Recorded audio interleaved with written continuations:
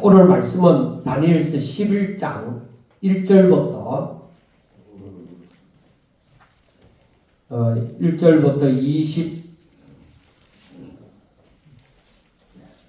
27절 말씀까지입니다. 1절부터 27절 말씀까지입니다. 제가 읽어드리겠습니다. 내가 또 메대 사람 다리오 원년에 일어나 그를 도와서 그를 강하게 한 일이 있었느니라. 이제 내가 참된 것을 내게 보이리라. 보라, 바사에서 또 새 왕들이 일어날 것이요 그 후에 넷째는 그들보다 심히 부유할 것이며 그가 그 부유함으로 강하여진 후에는 모든 사람을 충동하여 헬라 왕국을 칠 것이며 장차 한 능력 있는 왕이 일어나서 큰 근세로 다스리며 자기 마음대로 행하리라. 그러나 그가 강성할 때에 그의 나라가 갈라져 천하 사방에 나누일 것이나 그의 자손에게로 돌아가지도 아니할 것이요 또 자기가 주장하던 근세대로도 되지 아니하리니 이는 그 나라가 뽑혀서 그 외의 다른 사람들에게로 돌아갈 것임이니라. 남방의 왕들은 강할 것이나 그 군주들 중 하나는 그보다 강하여 근세를 떨치리니 그의 근세가 심히 클 것이요 몇 대 후에 그들이 서로 단합하리니 곧 남방왕의 딸이 북방왕에게 가서 화친하리라. 그러나 그 공주의 힘이 세하고 그 왕은 서지도 못하며 근세가 없어질 뿐 아니라 그 공주와 그를 데리고 온 자와 그를 낳은 자와 그때 도와주던 자가 다 버림을 당하리라. 그러나 그 공주의 본족 속에서 난 자 중에 한 사람이 왕위를 이어 근세를 받아 북방왕의 군대를 치러 왔어 그의 성에 들어가서 그들을 쳐서 이기고 그 신들과 부어 만든 우상들과 은과 금의 아름다운 그릇들을 다 노력하여 애굽으로 가져갈 것이요 몇 해 동안은 그가 북방왕을 치지 아니하리라. 북방왕이 남방왕의 왕국으로 쳐들어갈 것이나 자기 본국으로 물러가리라. 그러나 그의 아들들이 전쟁을 준비하고 심히 많은 군대를 모아서 물이 넘침같이 나올 것이며 그가 또 와서 남방왕의 견고한 성까지 칠 것이요 남방왕은 크게 노하여 나와서 북방왕과 싸울 것이라. 북방왕이 큰 무리를 일으킬 것이나 그 무리는 그의 손에 넘겨준 바 되리라. 그가 그 무리를 사로잡은 후에 그의 마음이 스스로 높아져서 수만 명을 엎드려뜨릴 것이나 그 세력은 더하지 못할 것이요 북방왕은 돌아가서 다시 군대를 전보다 더 많이 준비하였다가 몇 대 후에 대군과 많은 물건을 거느리고 오리라. 그때에 여러 사람이 일어나서 남방왕을 칠 것이요 내 백성 중에서도 포악한 자가 스스로 높아져서 환상을 이루려 할 것이나 그들이 도리어 걸려 넘어지리라. 이에 북방왕은 와서 토성을 쌓고 견고한 성읍을 점령할 것이요 남방 군대는 그를 당할 수 없으며 또 그가 택한 군대라도 그를 당할 힘이 없을 것이므로 오직 와서 치는 자가 자기 마음대로 행하리니 그를 당할 사람이 없겠고 그는 영화로운 땅에 설 것이요 그의 손에는 멸망이 있으리라. 그가 결심하고 전국의 힘을 다하여 이르렀다가 그와 하친할 것이요 또 여자의 딸을 그에게 주어 그의 나라를 망하게 하려 할 것이나 이루지 못하리니 그에게 무익하리라. 그 후에 그가 그의 얼굴을 바닷가로 돌려 많이 점령할 것이나 한 장군이 나타나 그의 정복을 그치게 하고 그 수치를 그에게 돌릴 것이므로 그가 드디어 그 얼굴을 돌려 자기 땅 산성들로 향할 것이나 그쳐 넘어지고 다시는 보이지 아니하리라. 그 왕위를 이을 자가 압제자를 그 나라의 아름다운 곳으로 두루 다니게 할 것이나 그는 분노함이나 싸움이 없이 몇 날이 못되어 망할 것이요 또 그의 왕위를 이을 자는 한 비천한 사람이라. 나라의 영광을 그에게 주지 아니할 것이나 그는 평안한 때를 타서 속임수로 그 나라를 얻을 것이며 넘치는 물 같은 군대가 그에게 넘침으로 말미암아 패할 것이요 동맹한 왕도 그렇게 된 것이며 그와 약조한 후에 그는 거짓을 행하여 올라올 것이요 소수의 백성을 가지고 세력을 얻을 것이며 그가 평안한 때에 그 지방의 가장 기름진 곳에 들어와서 그의 조상들과 그 조상들의 조상이 행하지 못하던 것을 행할 것이요 그는 노력하고 탈취한 재물을 무리에게 흩어주어 계략을 세워 얼마 동안 산성들을 칠 것인데 때가 이르기까지 그리하리라. 그가 그의 힘을 떨치며 용기를 다하여 큰 군대를 거느리고 남방왕을 칠 것이요 남방왕도 심히 크고 강한 군대를 거느리고 맞아 싸울 것이나 능히 당하지 못하리니 이는 그들이 계략을 세워 그를 치민이라. 그의 음식을 먹는 자들이 그를 멸하리니 그의 군대가 흩어질 것이요 많은 사람이 엎드러져 죽으리라. 이 두 왕이 서로 해하고자 하여 한 밥상에 앉았을 때에 거짓말을 할 것이라. 일이 형통하지 못하리니 이는 아직 때가 이르지 아니하였으므로 그 일이 이루어지지 아니할 것임이니라. 아멘. 자, 우리가 여기에서 보면은 10장 21절 마지막 절에 오직 내가 먼저 진리의 글에 기록된 것으로 너에게 보이리라. 나를 도와서 그들을 대항할 자는 너희의 군주 미갈 뿐이니라 하는 말씀에 이어서 이 12장 말씀이 시작이 되어집니다. 그리고 이 11장 말씀이 시작되어지는데 이 11장 말씀과 12장 말씀이 이게 여기에서는 상징적인 것이 많고 여기에서는 예수님이 오셔서 심판하실 때까지 그때까지 일어날 일들을 이렇게 얘기를 하는 것인데 이것이 몇 년이 그 역사적인 사건에서 일어날 그 모든 것들이 상징적인 것들이 많이 있으므로 이것을 해석을 달리하는 사람들도 많이 있습니다. 그러나 역사적인 것은 역사적인 것으로 보면서 하나님께서 이 다니엘서 11장과 12장 말씀을 통하여서 우리에게 주는 교훈이 무엇이냐 하는 것을 우리가 알기를 원합니다. 자, 먼저 생각할 것은 무엇이냐면 이 모든 세상의 일이 이 세상에 일어나는 모든 일들이 하나님이 이 세상을 만드셨잖아요. 그러니까 이 세상의 일이 하나님의 그 계획하심을 따라서 하나님께서 모든 것을 섭리하여 가신다는 것입니다. 그러니까 하나님이 간섭하지 않은 것이 없다는 것입니다. 어느 나라가 일어서고 어느 나라가 무너지고 하는 데 있어서도 여기에서 보면은 영원한 것은 세상에 있어서 영원한 것은 없다. 어느 나라가 누가 세운 나라가 끝까지 가는 것 이런 것은 없어요.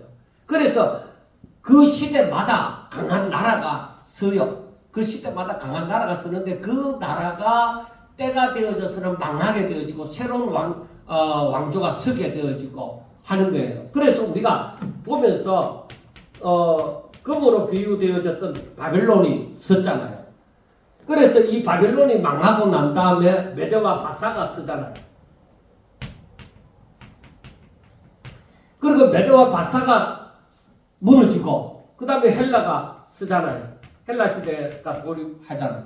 그 지금 이거는 헬라 시대를 두고 얘기하는 거거든요. 그 헬라 시대가 서고 난 다음에는 이 헬라가 망하고 그 다음에 로마 시대가 등장하게 되어지잖아요. 자, 이렇게 되어지는데 로마가 망하고서 이제 다른 나라가 서게 되어지는 이 마지막 때까지의 이 모든 것을 우리가 보게 되어집니다.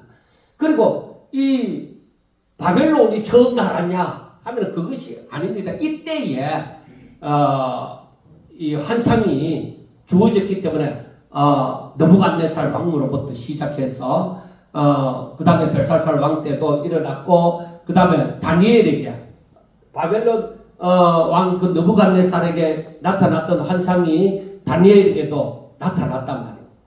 그 다니엘에게 나타났던 그 환상이 이제 신약에 이르러서 계시록을 사도 요한을 통해서도 나타나는 것이죠. 그래서 우리가 이 말씀하고 비유를 해나가는 데 있어서 이것이 아직까지 일어나지 않은 일들이 많은 것에 있어서는 우리가 쉽사리 해석을 할 수가 없습니다. 그러나 한 가지 아는 것은 모든 것이 우리가 세계 모든 각 나라마다 역사가 있지만은 이 모든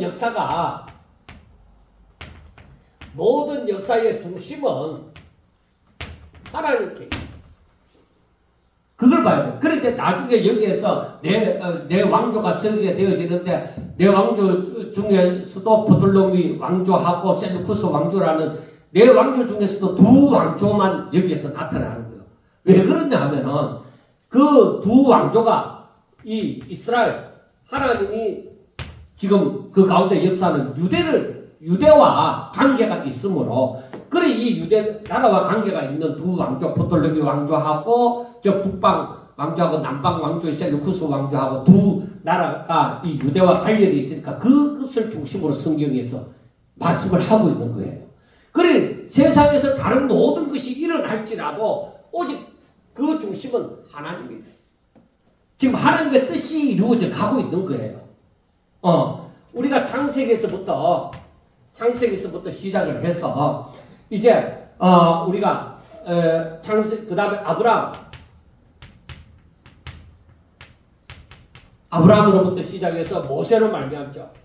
자, 모세로 말미암고 그 다음에 사사시대를 거쳐서 이제 사사시대에 사무엘이 그 중심이 되어지죠. 사무엘을 중심으로 해서 그 다음에 우리가 그 다음에 다윗으로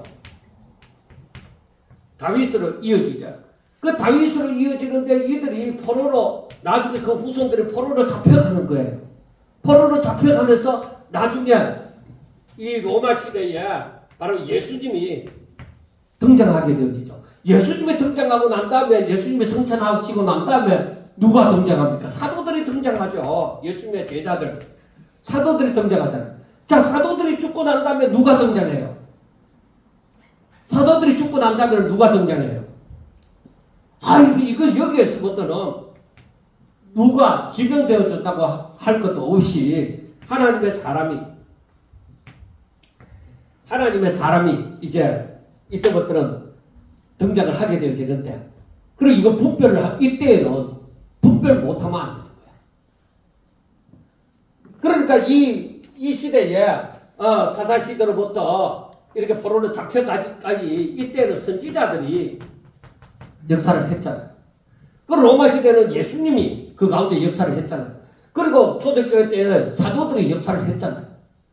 그런데 우리가 지금 초대교회로 돌아가자 하는 이유가 왜 그럴까요?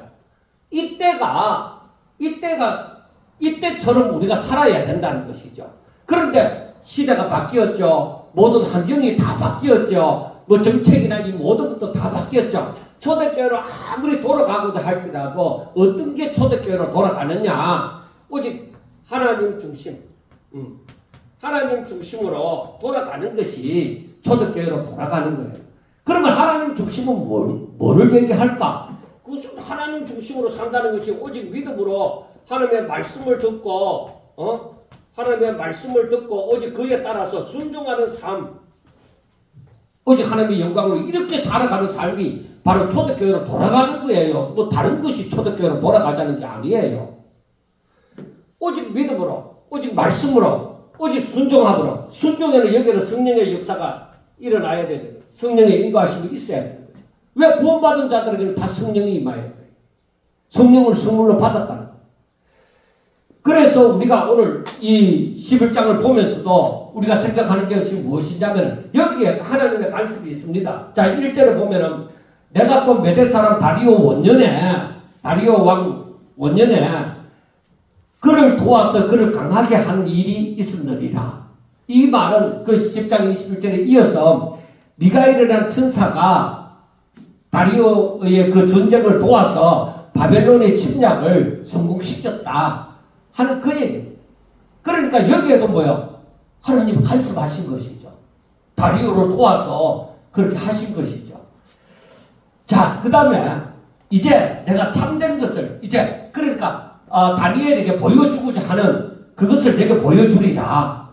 자, 이 보여주고자 하는 것이 참된 것이 무엇을 얘기하겠느냐? 이제 지금 이제 메드와 바사의 시대가 지나고 그 다음 헬라 시대가 돌입했는 그것을 얘기하고자 하느냐? 아니에요. 여기서 진짜 참된 것을 보여주고자 하는 것은 바로 무엇이냐면은 이 모든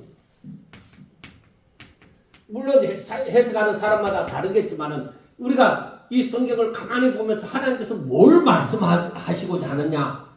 나중에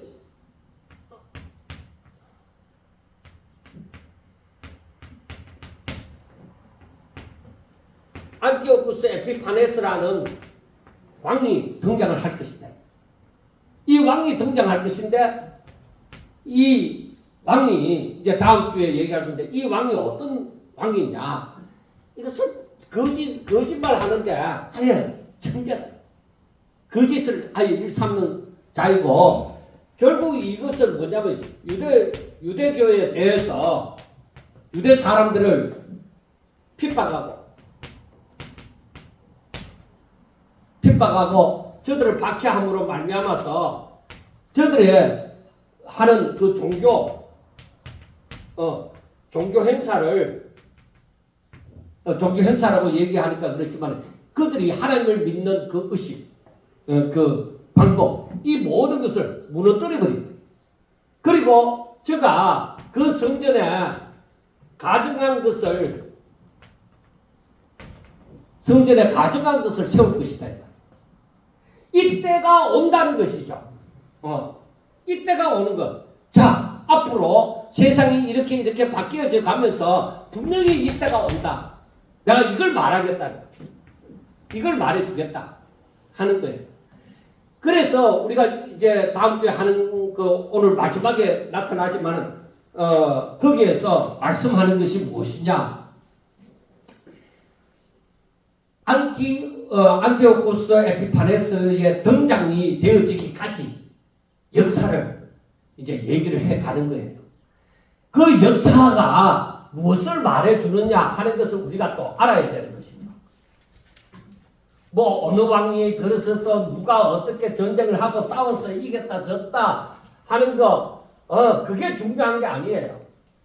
그 인간들이 어떻게 살아가는지 무엇을 위해서 하는지 그러한 부분을 우리가 보면서 하나님은 그 가운데서 어떤 역사를 일으키느냐.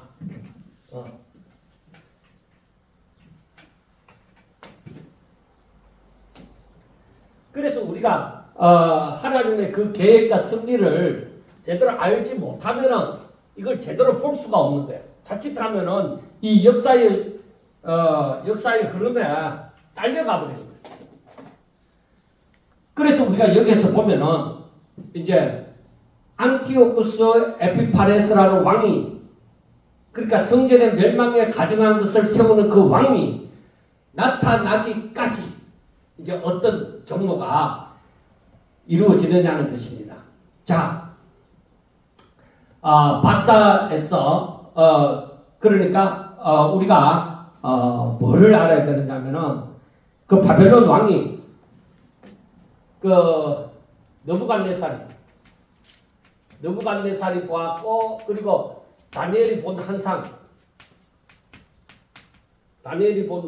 속에서 금은, 그리고 은은, 노선, 흙은, 그러니까 그래, 금은 바빌론을 얘기하잖아요. 그리고 은은 메대와 바사를 얘기해요. 그리고 노선 헬라는, 흙은 로마를 얘기해요. 자, 여기에서 보면은 바사는 이제 바빌론은 망했잖아요. 이제 망했고 메대와 바사가 이제 망하게 되어지면서 이제 어떤 일이 일어나느냐? 거기에서 새 왕들이 일어날 것이요. 그 후에 넷째는 그들보다 심히 부요할 것이며. 그런데 이것을 고레스 왕 때로부터 시작을 하는 경우도 있고 그 전부터 시작하는 경우도 있습니다.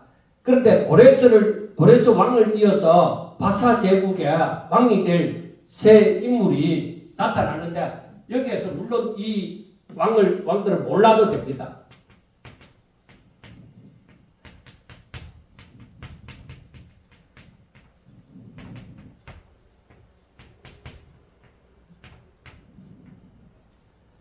자,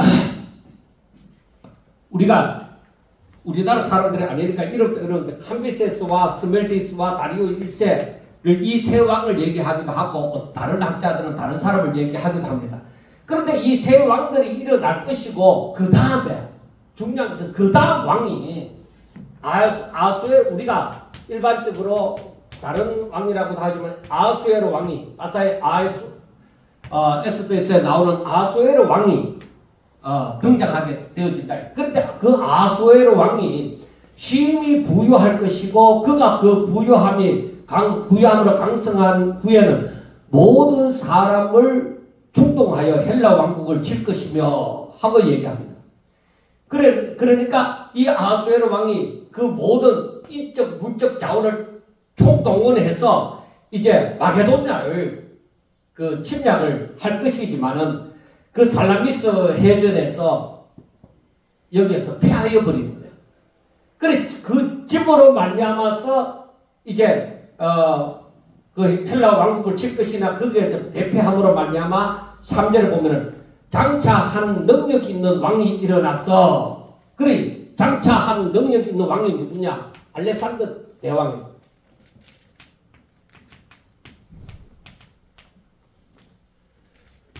알렉산더 대왕이 일어나서 이제 헬라 제국을 이제 형성하게 되어지는데, 그러니까 이 장차한 능력 있는 왕이 일어나서 큰 건세로 자기 마음대로 행하리라 하고 얘기를 합니다.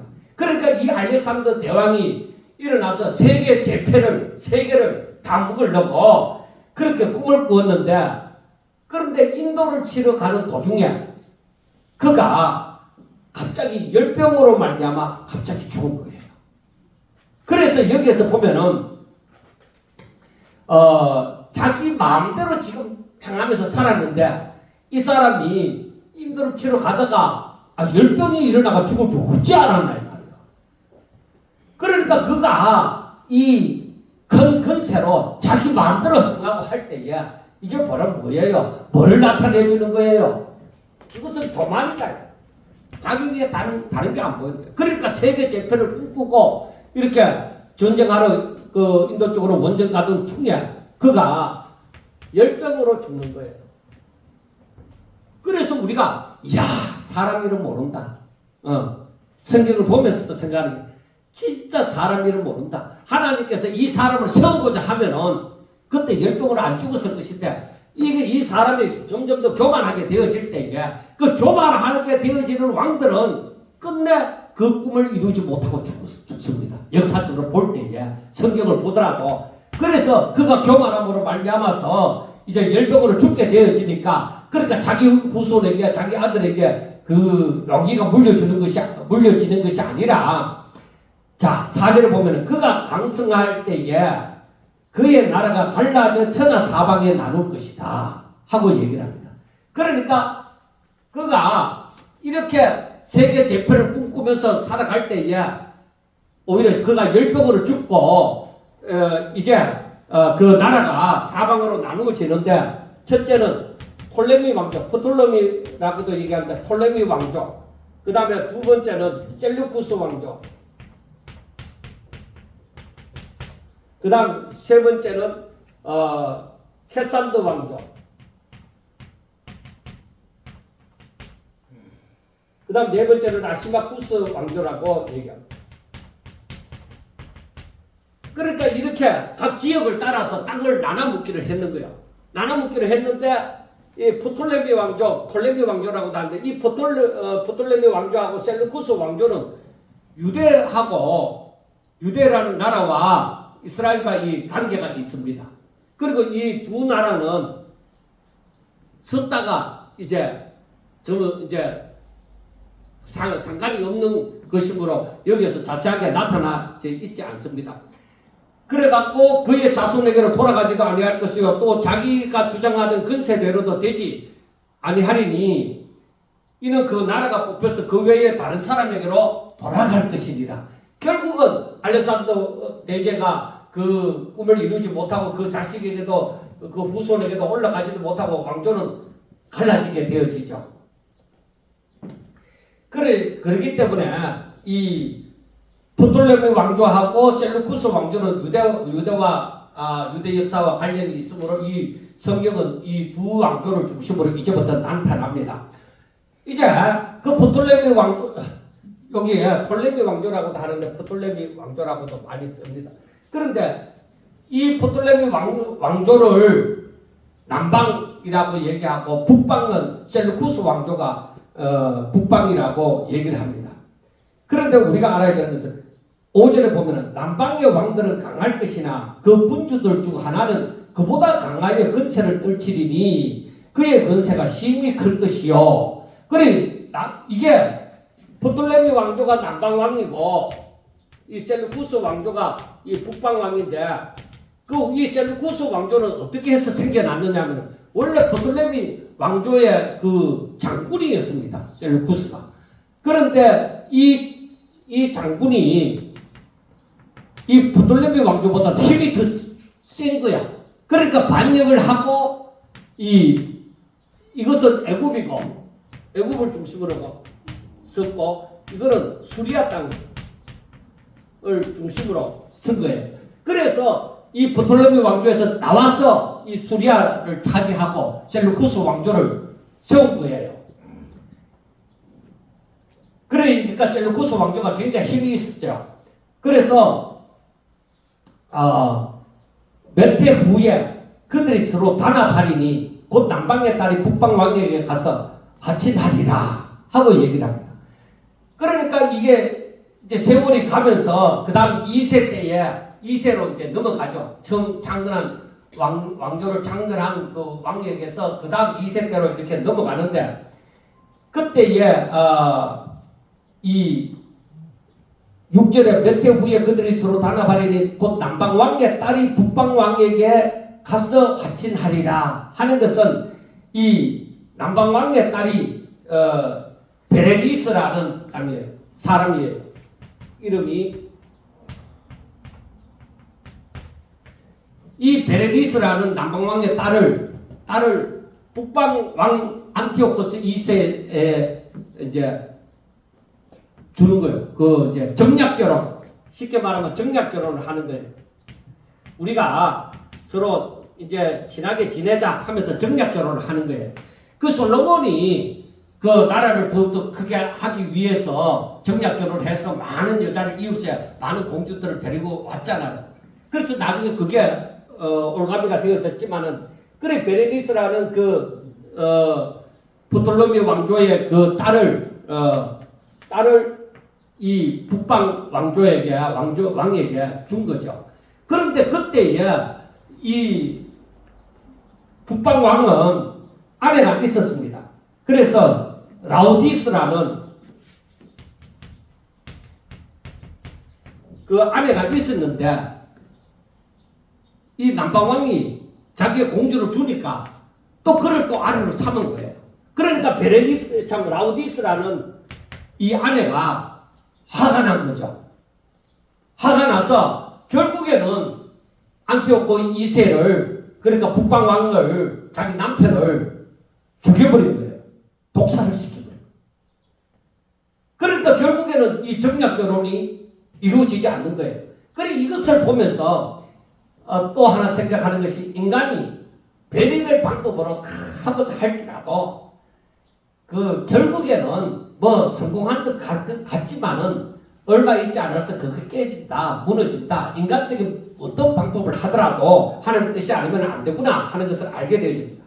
그리고 여기에서 보면은 그 다음에 6절 하반절에 보면은 그러나 그 공주의 힘이 쇠하고 그 왕은 서지도 못하고 권세가 없어질 것이라. 그 공주와 그를 데리고 온 자와 그를 낳은 자와 그때 도와주던 자가 다 버림을 당하리라. 그러니까 이 베레니스라는 공주가 이제 거기에 시집을 갔는데 북방 왕의 그 아내로 들어갔는데 이게 원래 라우디스라는 그 아내가 있었단 말이에요. 그 아내가 시기함으로 말미암아서 다 쫓아보내고 자기의 남편에 대해서는 이 독살을 시킨 거예요. 자, 그리고 이들이 계속 남방과 북방이 계속적으로 전쟁을 일으킵니다. 서로가 그 땅을 차지하려고. 그런데 7절에 보면 이제 그 전쟁이 계속 이어지는 것을 봅니다. 7절에 보면은 그러나 그 공주의 본 족속에게서 난 자 중에 한 사람이 그러니까 이 프톨레미 2세의 딸이 베레니스인데 프톨레미 3세가 있단 말이에요. 그러니까 이 3세가 자기의 누나를 이렇게 만들었지 하고 북방을 침략을 하는 거예요. 침략해서 승리할 것을 이제 7절에 얘기합니다. 그러나 그 공주의 본족 속에서 난자 중에 한 사람이 왕위를 이어 근세를 받아 북방 왕의 군대를 치러 가서 그의 성에 들어가서 그들을 쳐서 이기고 그 복수함으로 이겼다는 것이죠.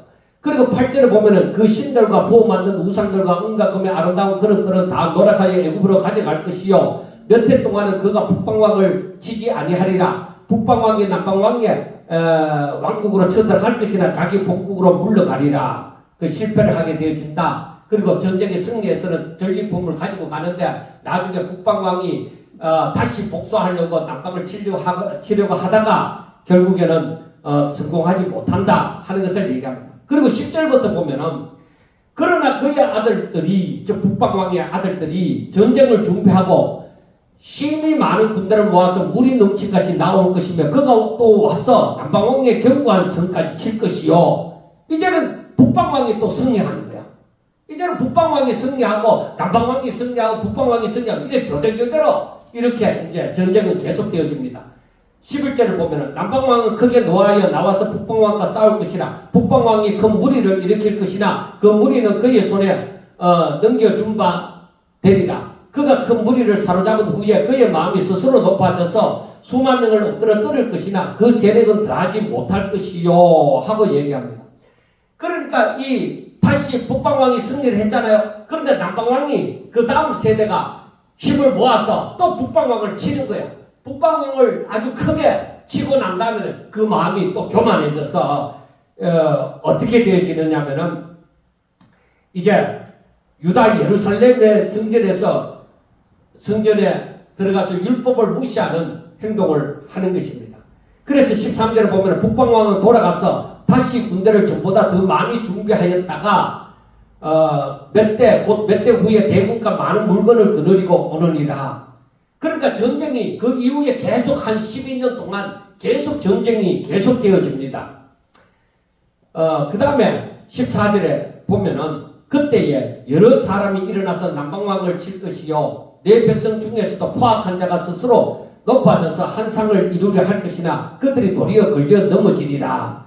이것은 무엇이냐면은 자신의 야욕을 위해서 그 북방왕 안티오코 3세가 이제 3세와 그리고 애굽 침략 전쟁에 그 남방을 치러 가는 데 있어서 유대 나라의 사람들 유대인들 얼마가 이 북방왕을 도운 거야.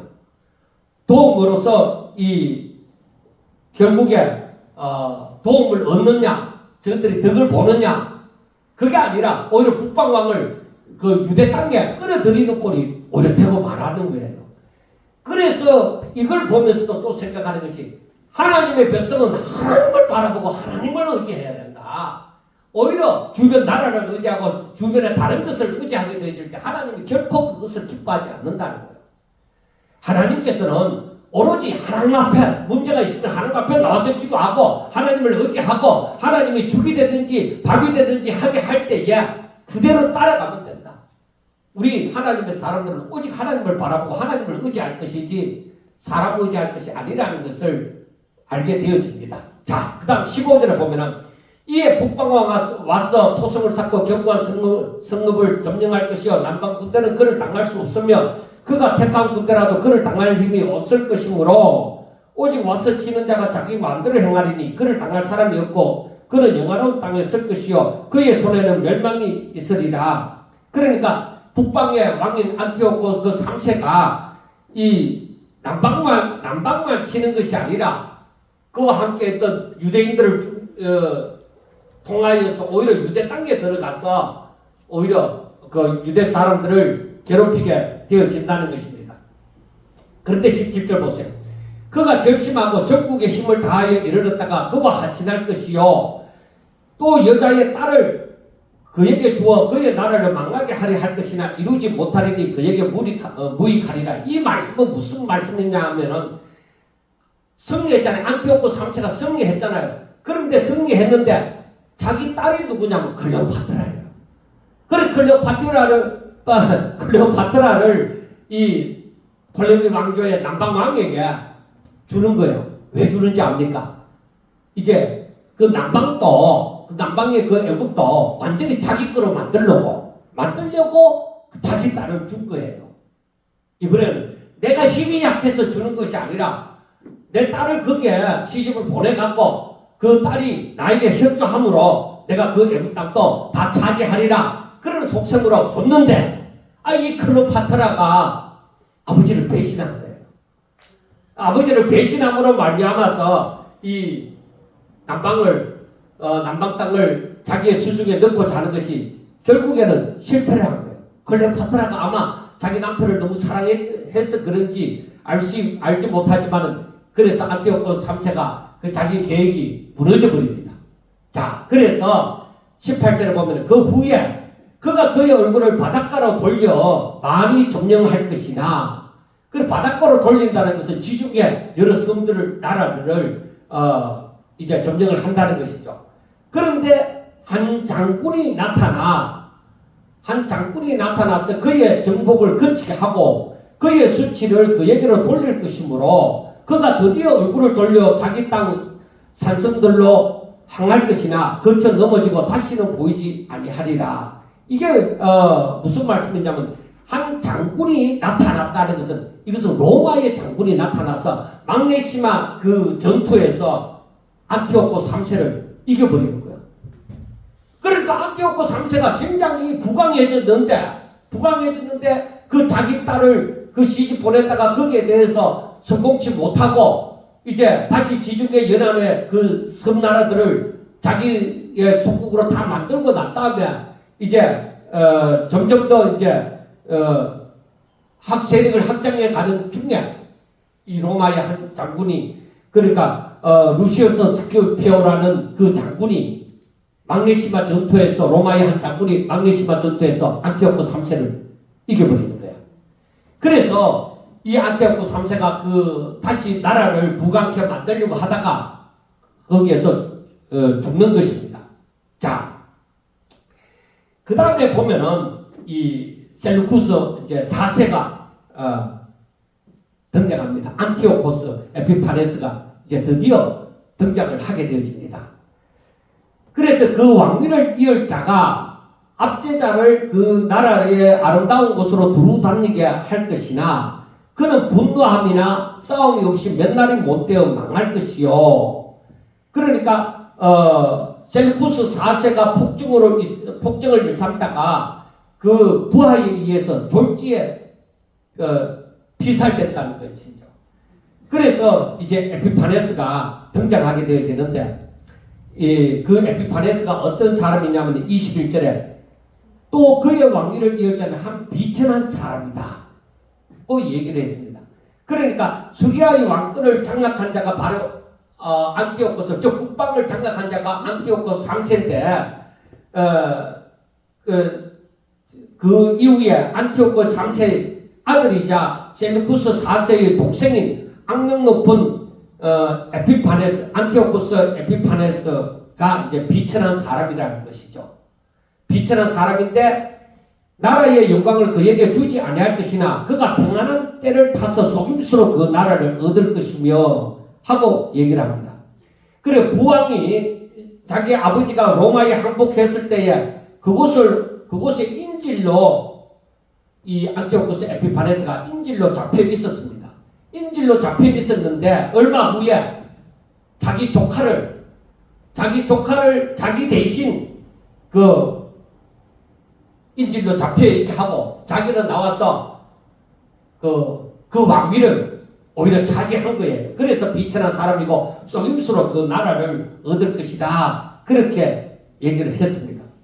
그리고 여기에서부터 이제 이 안티오코스 에피파네스의 거짓이 막 넘쳐나는 것이죠. 그래서 22절에 넘치는 물 같은 군대가 그에게 넘침으로 말미암아 패할 것이요. 그러니까 그 셀루쿠스 4세를 죽인 그 부하가 이제 이 안티오코스 에피파네스한테 대항을 할 것이다 이 말이에요. 그러나 23절에 그와 약조한 후에 그는 거짓을 행하여 올라올 것이요 소수의 백성을 가지고 세력을 얻을 것이며 그가 평안한 때에 그 지방의 가장 기름진 곳에 들어와서 그의 조상들의 조상이 행하지 못한 일을 행할 것이요 그는 노력하고 탈취한 재물을 무리에게 흩어주어 계략을 세워 얼마 동안 산성들을 칠 것인데 때가 이르기까지 그리하리라. 그러니까 그는 23절에 그가 약조한 후에 그는 거짓을 행하여 올라올 것이요 하는 것은 이 남방가의 조약을 체결한 후에 그의 그 조약을 몰래 깨뜨림으로 그 애굽의 그 남방의 성을 하나씩 점령해 가는 거예요. 그러니까 이 에피파네스가 이 계략이 아주 야비하다고 할까 그렇게 했던 것이죠. 그렇게 해서 그 땅을 차지하고 이 전리품을 얻잖아요. 그 전리품을 얻게 되어질 때에 이것을 백성들에게 나누어 주는 거예요.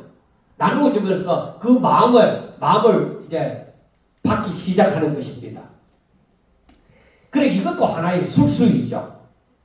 자기가 왕이 될 자격이 있다 하는 것을 얻기 위한 그런 술수라고 볼 수가 있습니다. 자, 25절을 보면은 그가 그의 힘을 떨치며 용기를 다하여 그 군대를 거느리고 남방왕을 칠 것이요. 다시 이제 이 애굽을 친다는 것입니다. 남방을 치는데 남방왕도 힘이 크고 강한 군대를 거느리고 맞서 싸울 것이나 능히 당하지 못하리니 이는 그들이 계략을 세워 그를 치밀이라. 그러니까 이게 무슨 말이냐면 이 에피파네스가 아예 남방을 치고자 할 때에 애굽의 그 부하들을 그 남방왕의 그 부하들을 하나씩 매수해서 그렇게 해서 뒤엎도록 그렇게 만든 거예요. 그러니까 이 사람은 비천한 사람이고 아주 계략적이고 아주 거짓말 잘하는 사람이고 그런 사람이라는 거예요. 그래서 26절을 보면은 그의 음식을 먹는 자들이 그를 멸하리니 그러니까 이게 바로 그 남방왕의 측근들이 배반한다는 것이죠. 그의 군대가 흩어질 것이요 많은 사람들이 엎드러져 죽으리라. 이 두 왕이 마음에 서로 해하고자 하여 한 밥상에 앉았을 때에 거짓말을 할 것이라. 그러니까 안티오코 그 4세하고 돌레미 6세가 서로 화친하기로 이렇게 한 밥상에 앉아 있지만 서로에 대한 욕심을 감출 수가 없는 거예요. 그래서 결국에는 이 에피파네스는 이 애굽을 둘로 쪼개려고 그렇게 마음을 먹었습니다. 그렇지만은 이 남방왕은 이 북방을 치려는 또 욕심을 가지는 거죠. 그러니까 이렇게 이 역사를 볼 때는 여기에서 보면 일이 형통하지 못하리니 이는 아직 때가 이르지 아니하였으므로 그 일이 이루어지지 아니할 것임이니라 하고 얘기를 했습니다.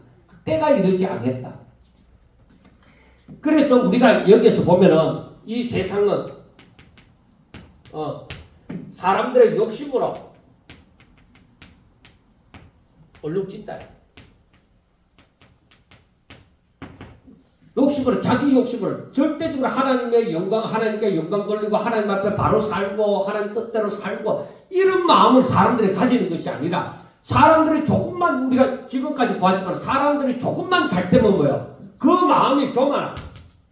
그 교만하면 분명히 멸망이 다가온다는 것을 분명히 저들도 어느 정도 그 시대에도 인식을 했을 것입니다. 그리고 오늘날에도 마찬가지예요. 교만하면 멸망한다. 분명히 이 멸망의 이 선봉장이 되어진다 하는 것을 분명히 알지만은 그걸 절대로 자기는 교만하지 않고 자기는 어질고 자기는 잘 살고 있다.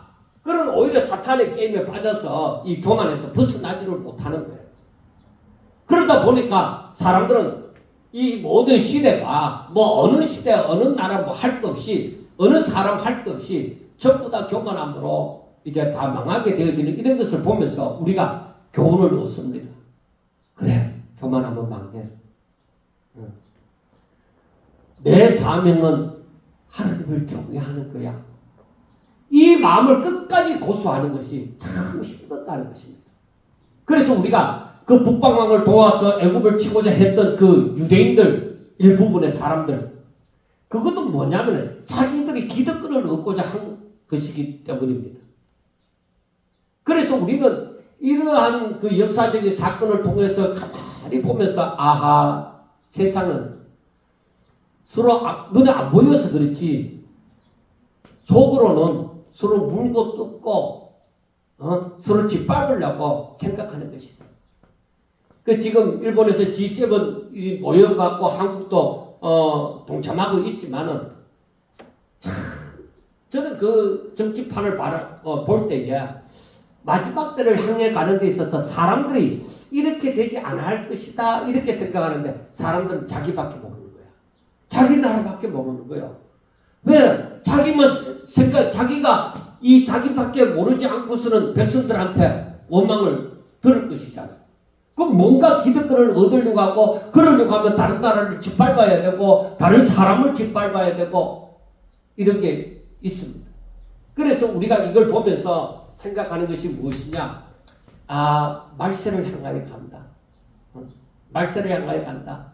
그래서 유대인들이 이렇게 이제 나중에 보면은 이렇게 유대인들이 자기의 기득권을 차지하기 위해서 북방왕을 돕는 이러한 일도 있지만은 거기에서 해방되고자 나중에 이 반동을 일으키는 유대인 세력도 있습니다.